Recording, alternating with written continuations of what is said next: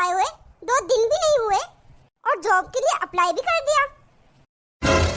अरे अगर देवरानी की जॉब लग गई फिर तो घर का सारा काम मुझे ही करना पड़ेगा। महारानी बोल तो ऐसे रही थी कि मैं तो जॉब के साथ घर भी देख लूंगी, काम करवा दूंगी, पर जॉब लगने के बाद कैसे देख पाएगी? पागल बना रही है मुझे। मैं इसको ऐसा करने नहीं दूंगी। मैं भी घर की बड़ी बहू हूँ, नौकरानी थोड़ी ना हूँ जो पूरे दिन घर का काम करती रहूं और ये महारानी आराम से दफ्तर जाएगी। मुझे मम्मी जी से बात करनी ही पड़ेगी। देखती हूँ कैसे करती है ये महारानी जॉब। कुछ तो सोचना ही पड़ेगा। जाती हूँ मम्मी जी के पास। मम्मी जी। हाँ बड़ी बहू। मम्मी जी वो मुझे आपसे कुछ बात करनी थी। हाँ बोलो बड़ी बहू, क्या बात करनी थी? मम्मी जी आप बुरा मत मानना, मैं आपको देवरानी के लिए भड़का नहीं रही, पर मम्मी जी आपने अपनी छोटी बहू को कुछ ज्यादा ही छूट दे रखी है। कहीं ऐसा ना हो आपकी छोटी बहू आपके हाथ से निकल जाए। अब बोलेगी भी क्या बात है, या फिर बातों को ऐसी जलेबी की तरह घुमाती रहेगी? मम्मी जी अभी देवरानी की शादी के 15 दिन ही हुए हैं, ना तो वो सर पर पल्लू रखती है और ना ही इस घर के कोई तौर तरीके समझती है। चलो ये सब भी ठीक है, ये सब भी जाने दो, पर अब तो मैडम बाहर जाकर जॉब करना चाहती है, इस घर से छुटकारा पाना चाहती है। क्या जॉब करना चाहती है?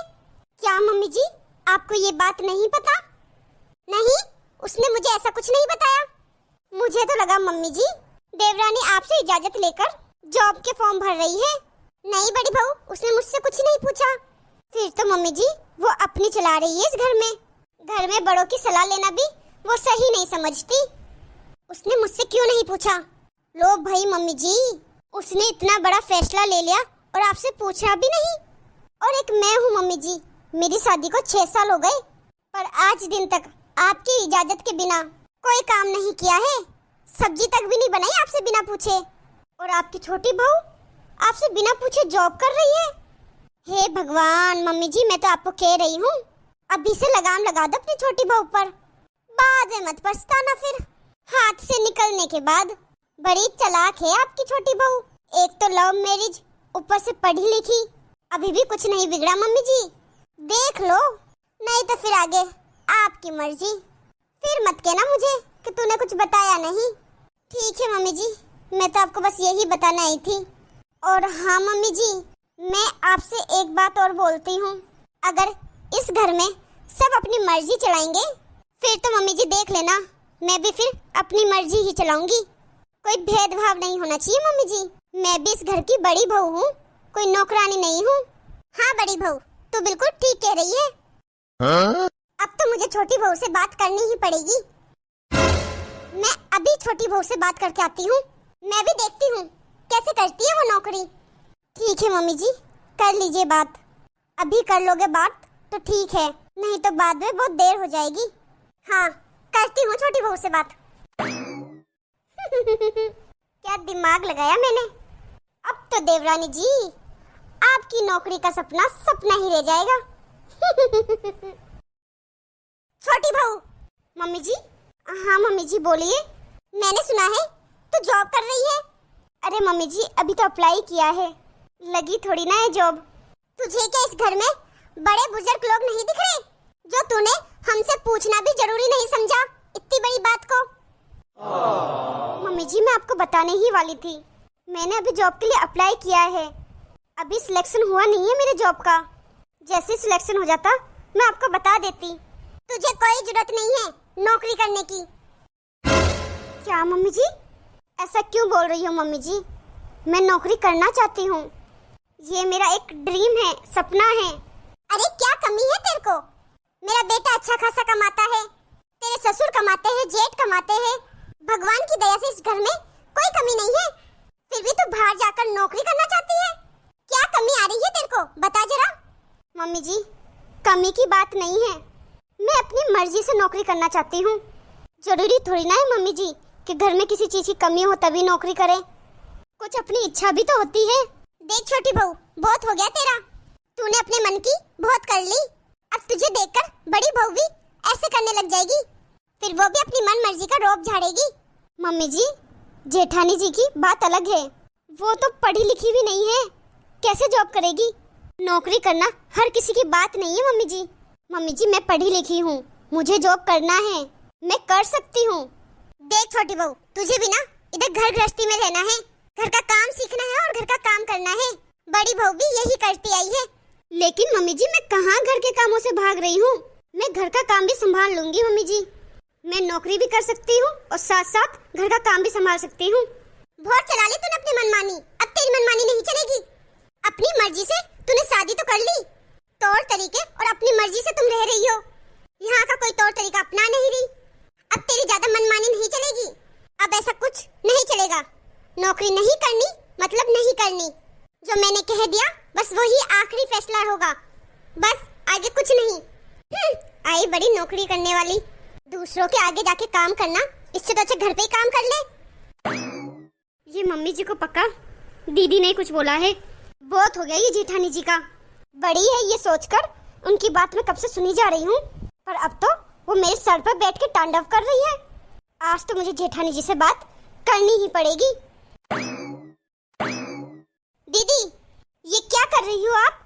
कुछ नहीं, फोन देख रही हूँ। अब फोन भी नहीं देखूं क्या? फोन की बात नहीं कर रही मैं। आपने मम्मी जी को क्या बोला? आप मम्मी जी को मेरे खिलाफ भड़का रही हो। मैं क्यों भड़काऊंगी भला मम्मी जी को तुम्हारे खिलाफ? कुछ भड़काया नहीं है मैंने मम्मी जी को, जो सच है वही बताया है।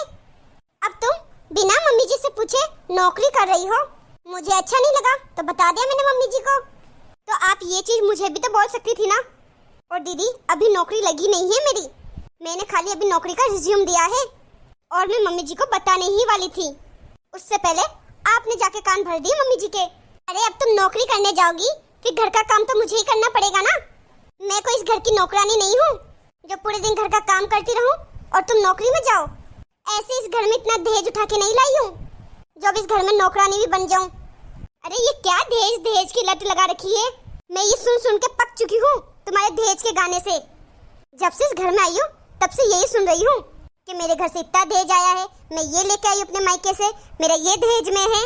एक बात अच्छे से सुन लो दीदी, आपके पापा ने इतना सारा दहेज इसलिए दिया ताकि आपकी कमियां छुपा सके। कमी? कौन सी कमी है मेरे अंदर? यही कमी कि आप अनपढ़ हो। इस कमी को छुपाने के लिए आपके माँ बाप ने इतना दहेज दिया है। अगर मेरे भी पापा चाहते ना तो अपनी कमाई की पाई जोड़कर मेरे लिए खूब सारा दहेज ले सकते थे, लेकिन नहीं, मेरे पापा ने ये सब ना करके मुझे पढ़ाया है, मुझे एक सक्षम और इंडिपेंडेंट बनाया है ताकि मैं अपने पैरों पे खड़ी हो सकूं। एक और नौकरी लग जाऊं, फिर आपके जैसे दहेज तो मैं कितने ला सकती हूँ। माँ बाप के ऊपर डिपेंड नहीं रहूंगी, जो करूंगी खुद करूंगी, जो लाऊंगी खुद लाऊंगी। मेरे माँ बाप का काम था मुझे पढ़ाना लिखाना, बड़े करना और पैरों पे खड़ा करना, जो कि मैं हो चुकी हूँ। और हाँ, अगर मेरे पापा दहेज देते भी ना तो भी मैं नहीं लेती, क्योंकि मैं दहेज के सख्त खिलाफ हूँ। और वैसे भी ये सब बातें आप जैसी अनपढ़ को कहाँ समझ आएगी? मैं भी पता नहीं किसके आगे अपना सर फोड़ रही हूँ। तुमसे तो बात करना मतलब भैंस के आगे बीन बजाना। आखिरी बार कह रही हूँ दीदी, मैं आपको, मैंने आपको बहुत इज्जत दी, अपनी बड़ी बहन की तरह माना, बड़ी बहन की तरह प्यार दिया। आई हूँ तब से आपकी सारी बातें सुनती रही हूँ, लेकिन इसका मतलब ये नहीं कि आप मेरी जिंदगी में इंटरफेयर करके मेरी पूरी आज़ादी छीन ले। और रही बात नौकरी की, वो तो मैं करके रहूंगी। देखती हूँ आप कैसे रोकती हो मुझे। इसने मुझसे ऐसे बदतमीजी से बात कभी नहीं की। मैंने शायद कुछ ज्यादा ही बुरा कर दिया इसके साथ। मम्मी जी को भी कितना भड़का दिया मैंने इसके खिलाफ, और ये तो मुझे अपनी बड़ी बहन मानती है, बड़ी बहन की तरह प्यार करती है। मैंने ही इसको बहन का दर्जा नहीं दिया। पायल, हाँ बोलो, अब क्या है? वो मुझे मेरी गलती का एहसास हो गया है, मुझे माफ कर देना। मैंने तुम्हारे साथ बहुत गलत किया है। वो क्या है, तुम जब से आई हो मम्मी जी पूरे दिन तुम्हारे आगे पीछे घूमती रहती है, तो इसलिए मुझे थोड़ी सी जलन होने लग गई थी। और वैसे तुमने ठीक ही कहा, मैं पढ़ी लिखी नहीं हूँ, गंवार हूँ, मुझे कहाँ ये नौकरी वोकरी का कुछ समझ आएगा। अगर हो सके तो ये अपनी अनपढ़ गंवार बहन को माफ कर दो। अरे दीदी, ऐसा मत करो, मुझे माफ कर दो आप। गुस्से गुस्से में पता नहीं मेरे मुंह से क्या क्या निकल गया। मेरे दिल में आपके लिए ऐसा कुछ भी नहीं है। और हाँ दीदी, आप अनपढ़ गंवार नहीं हो, बहुत टैलेंटेड हो, जो इतना घर का काम जानती हो। 6 साल से इस घर को संभाल के रखा है, ये किसी नौकरी से कम नहीं है। मैंने जो भी बोला भूल जाओ दीदी, मुझे माफ़ कर दो। अरे नहीं, तुम मुझे माफ़ कर दो। और हाँ, तुम्हारी नौकरी की बात मैं मम्मी जी से कर लूँगी, चिंता मत करना, वो नहीं रोकेगी तुम्हें। थैंक यू दीदी।